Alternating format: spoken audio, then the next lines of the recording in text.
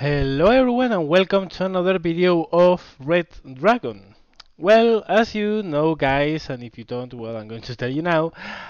For the, past month I was out in a holiday trip and, well, I had my computer with me, but I wasn't playing a lot. Still, I played some games now and then, especially so of Red Dragon. But of course, you know how it is. You are in a rented house with more people.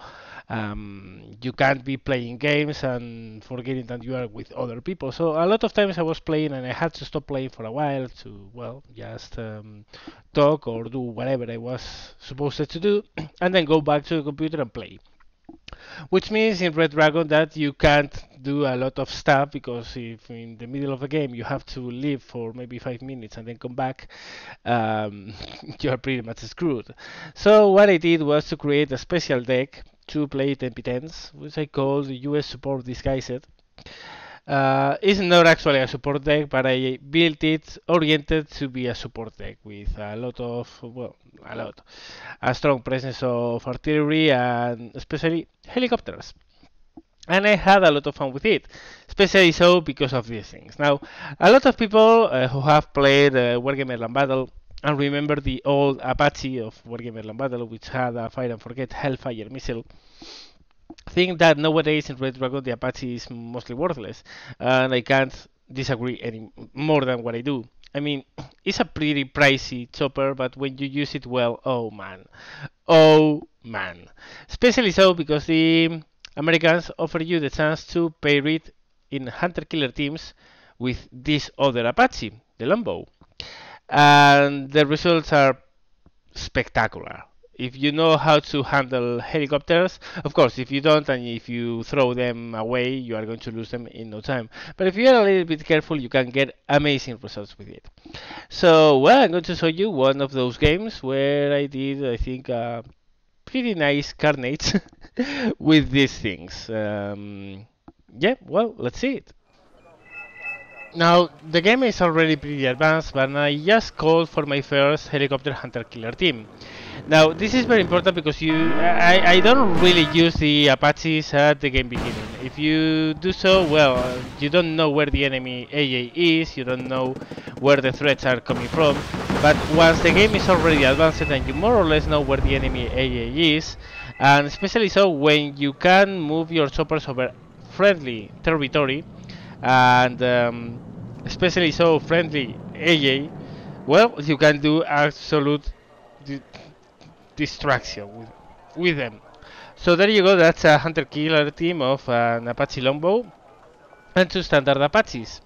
And I'm over Quebec, over friendly troops, and I'm going to start unleashing the Hellfires. Because of course, with the Longbow being a scout with excellent optics, you can see pretty far away, and the Hellfires have a pretty nice range, which allowed it to kill pretty much everything that's not a Tunguska or a very good AA from a standpoint of range. Now, of course, you have to be careful because as soon as you show a Longbow, this is going to happen. The enemy is going to try to kill it by any means, but that's why it's important to use them over friendly territory. We have friendly AA and they got the Su-27. I also called for an airbark because I wanted to make sure that no AA was around, and well, there was some. That's another thing. When you're using chopper teams, actually everything else in your inventory is secondary to them. At least if you are using them as your main offensive weapon, which is what I'm doing in this game. So I have some artillery, which I'm going to use for clearing out enemy AAs, like those Tunguskas that are there. As you can see, I'm retiring my choppers as soon as we see a Tunguska is close by, because those things just destroy Apaches. So artillery is to be used to clear enemy AA positions.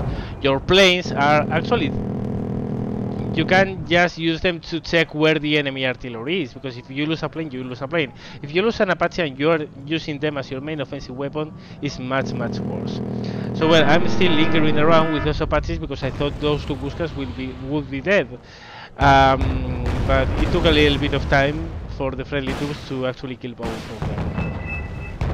So yeah, well, now we have some T-55 is there. I'm going to move my Apaches. As you can see, I'm always using them over friendly territory. I'm not wandering into enemy territory when I don't know where the enemy AA is. So I'm going to smash those T-55s, and as soon as it's done, I'm going to call my Apaches back to base, because, well, those Tunguskas got some hits on them. They are, as you can see, they are blinking damage. They are on, well, on good danger of being shot down easily. Also, they were subjected to an Su-27 attack, etc. So what I'm going to do is to, well, call them to base, reload, repair, and come back. Yeah, well, we are going to jump up to the position where we come back and see what happens from them then on. Okay, reloaded, restocked, and ready for action again. So we are heading towards the same area again. Now I can see that the enemy is applying some strong pressure up north on those woods where there's that defense beacon. So what I'm going to do here is to clear out whatever is close to Quebec and then move north. But first I'm going to stay around here for a while, call some, as I told you, some Hornets to make sure that there's no AA, and if there's some AA, to know where it is coming from. Now I have an idea that there are some AA in those woods where they just pop it up, and I'm going to call for some artillery up there. In the meantime, well, my Apaches are already in position.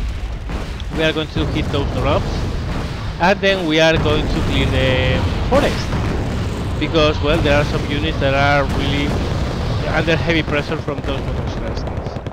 Now, one of the very important things about this hunter-killer team, the Lombo-Apache combination, is that you have a whole ton of anti-tank ammunition with the Hellfires, but you also have a very strong anti-infantry weapon with the cannon, and especially so with the rockets. So all I have to do is to position myself from a standoff position from those Motostreski so they can't shoot back, and just pepper them with cannon fire, and particularly so rockets. So, well, you can see that the Lombo is shooting the cannon, is slowly killing the Motostreski. There you go, that's the cannon shooting. And meanwhile the Apaches are clearing out all the armored vehicles which are close by. And once it's done, that BTR 80 is done, okay, we are also going to move the Apache so it can use the rockets. There you go, moving as a team again, all together, and now the Apaches are going to unleash the rockets, destroy those Motostreskis, and we also know that there are some towards the north. There you go, those, there they are.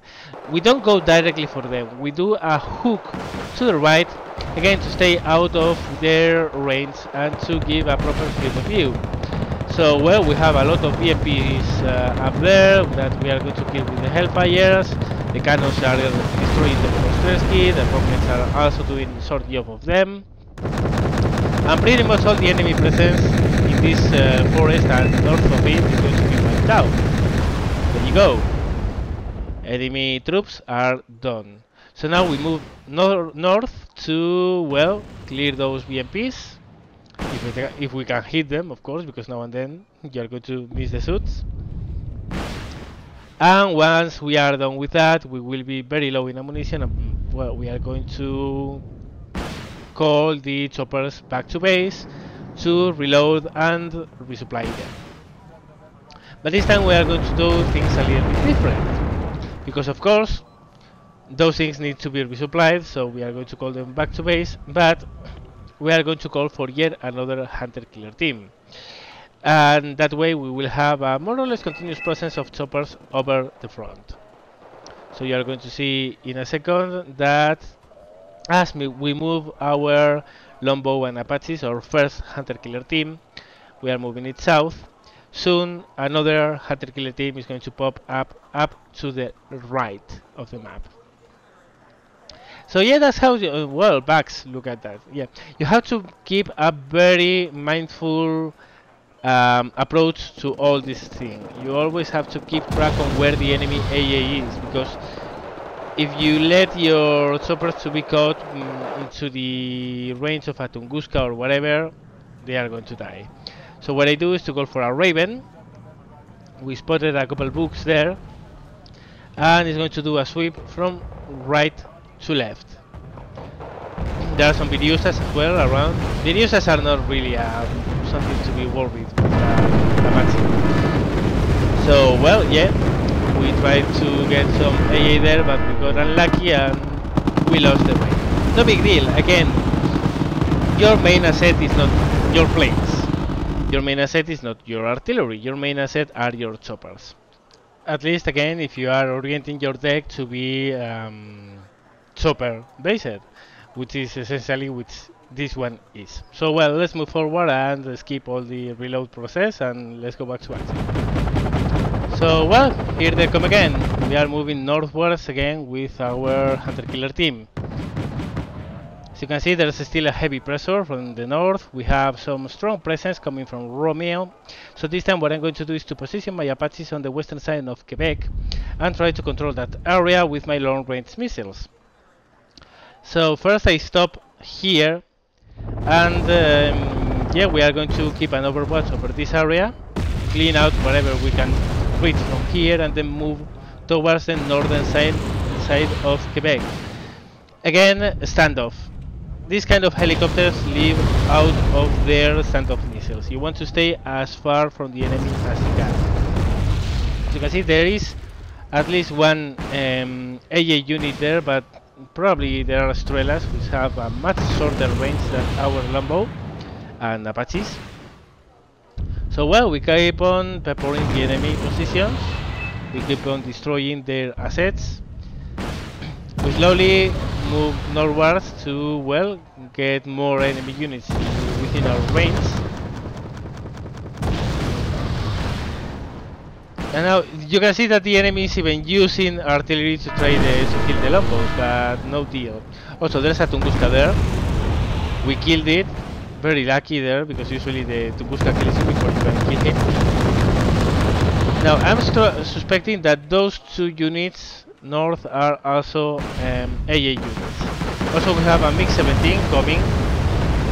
Again, each time an Apache is located, the enemy throws everything at you. So, by keeping your Apaches close to friendly AA, well, they can come for you, they can try to kill you, but you can make them pay with their planes. Now, I can see a Tor there. That's a very worrisome sight. The Apaches are low on ammo, they are pretty beaten up, so I'm going to call them back yet again to reload them. I spot the Tor, it's moving into a forest up there. There is some Ural and there are a couple of Tunguskas, so I have to be very careful here not to put my helicopters in a position where they are going to be lost. So, as the first hunter-killer team is moving downwards, I call for the second one. That's the second hunter-killer team, Longbow and 2 Apaches. Usually, actually, the best, I found out after some games that the best combination is 1 Apache and 1 Longbow. 2 is a little bit overkill, but it's always nice to have a little bit of some extra firepower ready and handy, because you might lose one of them, and then you really want to have enough firepower to keep on the battle. And now you are going to see exactly, this was a total mistake. The Tor that's in that position of that puts AA, I'm already aiming artillery there, but I moved my Apaches too soon and I'm going to lose one. I moved the rest of the 2 others to the south, and finally the artillery strike arrives, and soon you are going to see a little lady popping out from that position, which means that we have killed the Tor.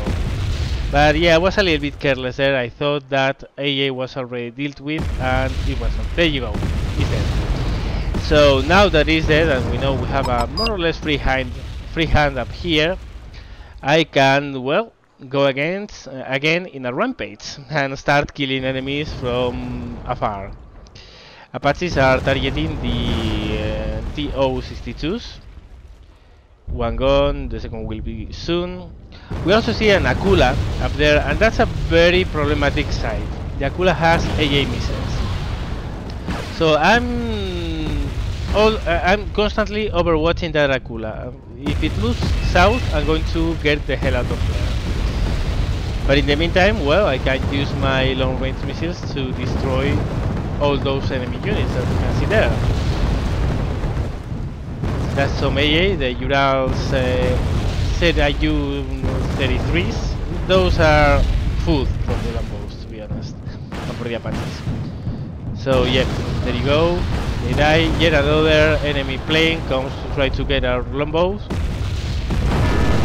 Yet another plane which is going to be destroyed. There you go. This really is the reason why you can't use these hunter-killer teams far away from your troops. Because if they are spotted, and by the way, the Akula is coming, so I'm getting my Lombo Apache out of there. Now he's stopping, it seems, and he's going to return north, so I'm going to stop my Apaches and going to return north as well. But yeah, that's the reason why you can't really use your Apache helicopters far away from your friendly troops. You need some AA cover, because they are going to be targeted by enemy planes. So, well, actually what I'm going to do is to call for my Lombo and Apache back to base. I'm going to reload them, and I'm going to repair them. Meanwhile, my first hunter-killer team is moving leftwards because I'm going to change my focus. Right now, until now, I have been fighting in the north, but at this moment I realize that our western flank is going to be subjected to a very heavy pressure very soon. So what I'm going to do is to shift my attention from the north to the left.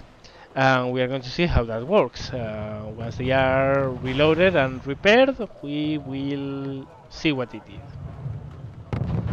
Okay, first hunter-killer team is ready. It's reloaded and is moving westwards. Now you can see that there's a moderately strong push coming from Kilo into Mike.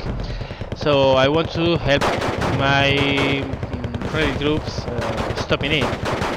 I call for some fighters because there's some B-31s and some planes around here. But well, they are already in the town, down from Kilo. So the first role here is to clear that position out. So here we will make a strong use of our rockets and not so much of the Hellfire, because that's mostly.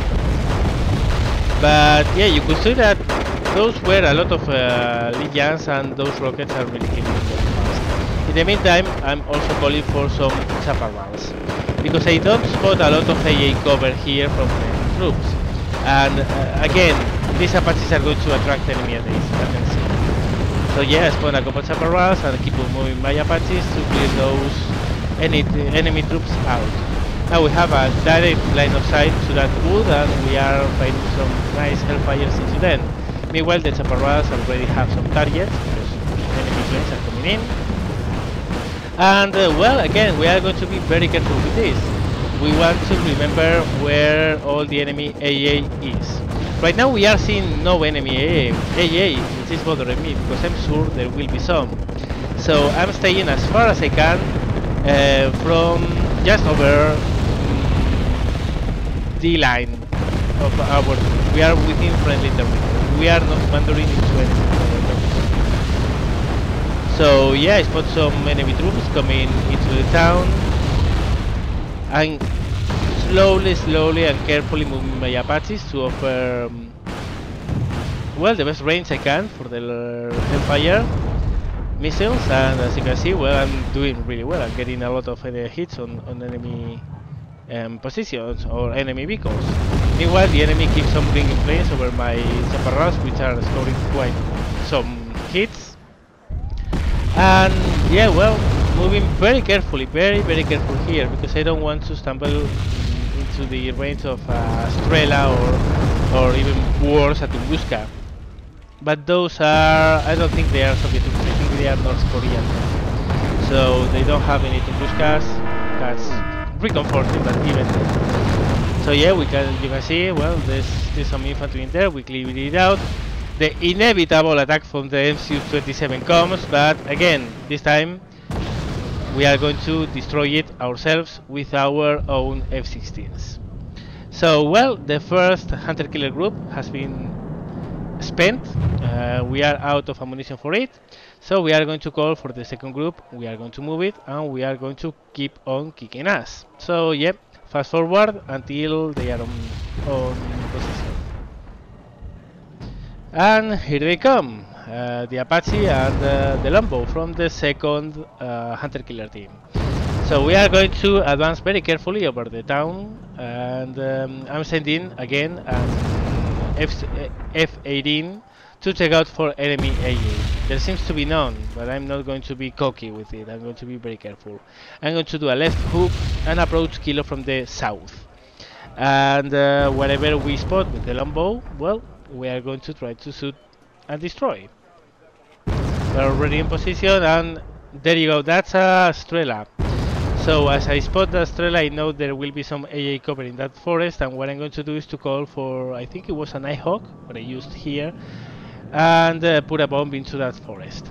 Meanwhile, I spot a lot of tanks, a huge lot of tanks, so I hurry up with my Apaches. I lost the Nighthawk, by the way, which is really sad.